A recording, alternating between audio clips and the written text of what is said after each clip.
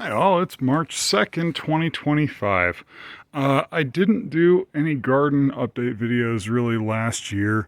I was too busy to really take care of it and I was embarrassed of the shape it was in. This year I'm hoping to do a lot more videos and also hoping to get a lot more time out here so I'm not nearly as upset about how it is turning out.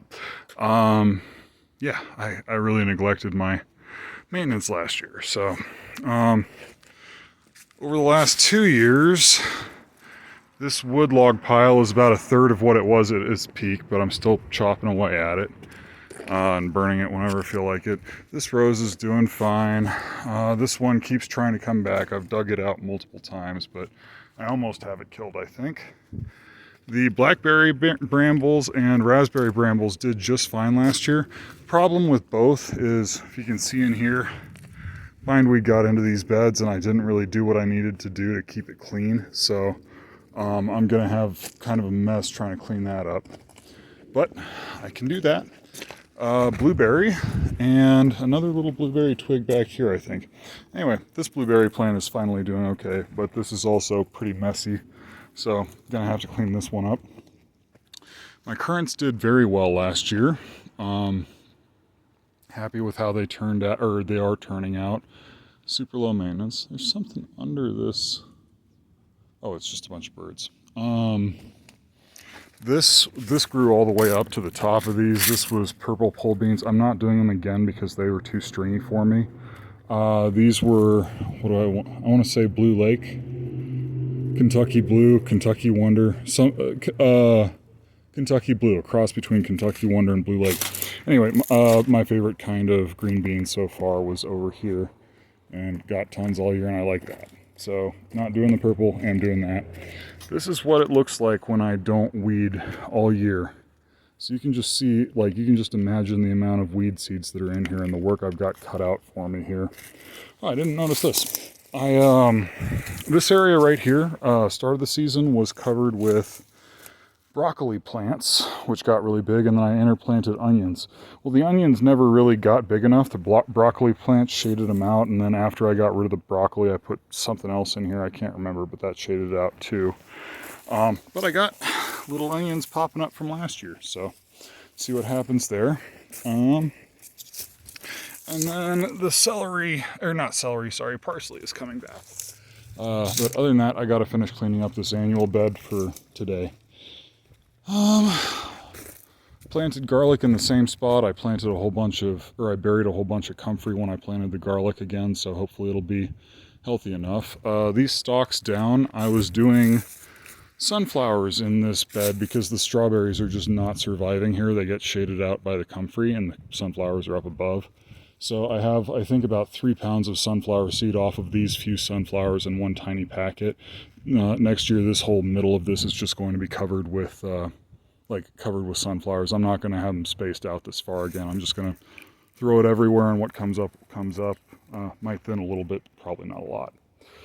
I'm done trying to grow squash in between the trees. That worked well the first year I did it. I'm pretty sure the reason why was the wood chips that make this thick layer hadn't begun to break down yet, so it wasn't really robbing the nitrogen the way it is now. But the last few years I just have not been able to get it to grow. Like, they're just constantly stunted. There's no amount I can fertilize them. I'm not entirely sure why, so I'm just going to be growing my squash over in the annual side this year. I've got good soil there. Egyptian walking onions are already coming up. That is very nice. And not going to put too many videos of it here, but this blew over finally, so I'm going to have to fix the fence this year. I'm just waiting to get it done. I need to get a paycheck in, and then I'll call somebody around, but this fence got blown over, so I'm going to fix it. And then this entire area, I don't know if you can tell, but this is dead bindweed. The bindweed I let it completely take over back here. So it's going to be a nightmare for the next several years. I got a heavy duty thing you cut your foot off with. Brush trimmer of some sort, anyway, to try and hack this back a little better. And I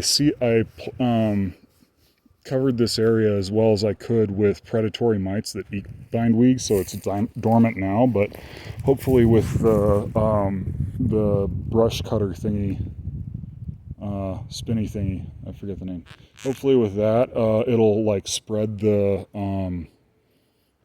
parasitic mites around, or the mites around, and cover this area with those mites, so I'm not going to have to keep pulling the stuff. Like, that's why I got it, that's why I let it grow out some, was I was trying to give a good foothold for the bindweed killing mites to take off. Honeyberry is starting to come out. These honeyberries are, and this one in particular, I planted this 3 years ago. This is still all that it is, but it's not dead yet. This thing is tough, and it's coming back again. Here's another little bud. So, I'm not sure what's going to happen with that guy, but as long as it wants to keep trying to hold on, I'll leave it. Like, I'm happy to continue neglecting it just the way I have. I'm not using that corner. This rose bush it started last year, but I kind of planted it much later in the year, if I remember right. Anyway, it hasn't done well so far, but it's not dead yet. There was a big crabapple tree in this corner that I got taken out because it was covered with fire blight, I want to say. Yeah, fire blight. Anyway, it was just diseased and dying, and I mean, I have 7 apple trees back here, so I didn't want to have like a disease that affects apples and pears right next to my apple and pear trees, so had to get rid of it. Probably not going to do anything with that space for the time being, just because the stump that's there, like, it was an old big tree. It's probably eaten up most of the nutrients underneath, and then it's going to be really hard to bury like any roots over there to plant something new with that huge stump there. So, changes back here that are coming. This is my Fuji apple right here. I didn't stake it up when I planted it, and it has fallen over. I'm replacing that.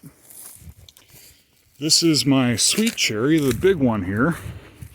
I ordered a dwarf cherry tree, and I got a semi-dwarf cherry tree, and it is front and center in the middle of my garden where the sun comes in, and it's going to shade everything else out if I just leave it. So I'm going to have to take this out. I'm putting something else there.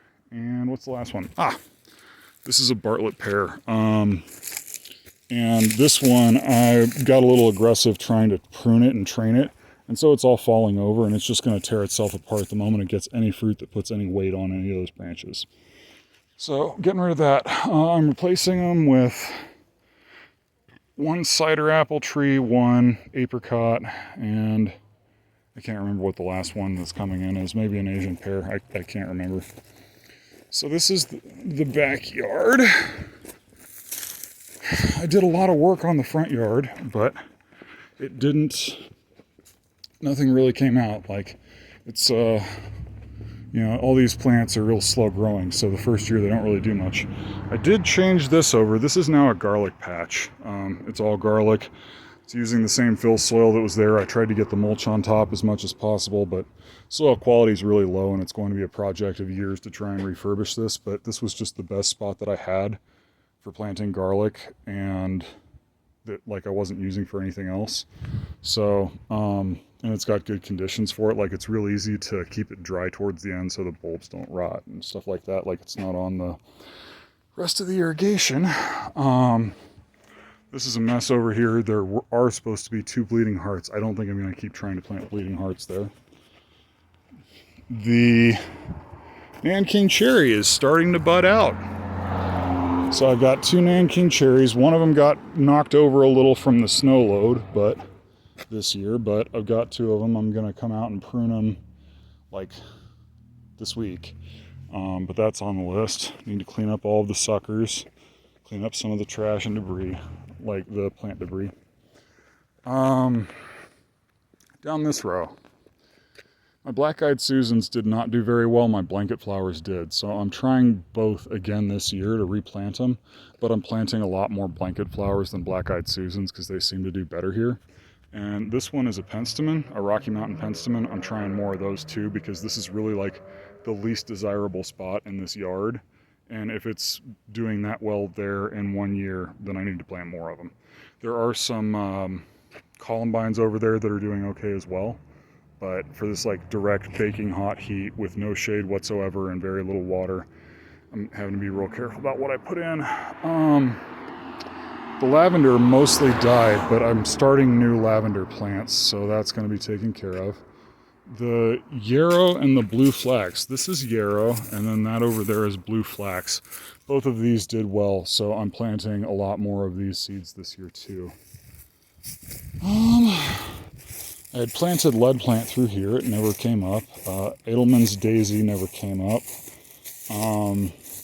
Some kind of designer penstemons, I think, is what I did over in this area, and those didn't do well either. So I'm just trying to replant and try different things in different spots until something sticks. But this area also got taken over with bindweed a little bit, so I'm trying to clean up the front here too this coming year. Like, that's high on the list.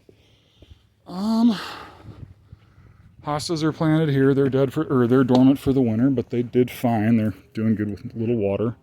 Ooh, I have daffodils coming up down there. And the lilac is doing well too. That's a dwarf lilac right there in front of us. That's 1 year's growth, and I planted it as a 1 year plant.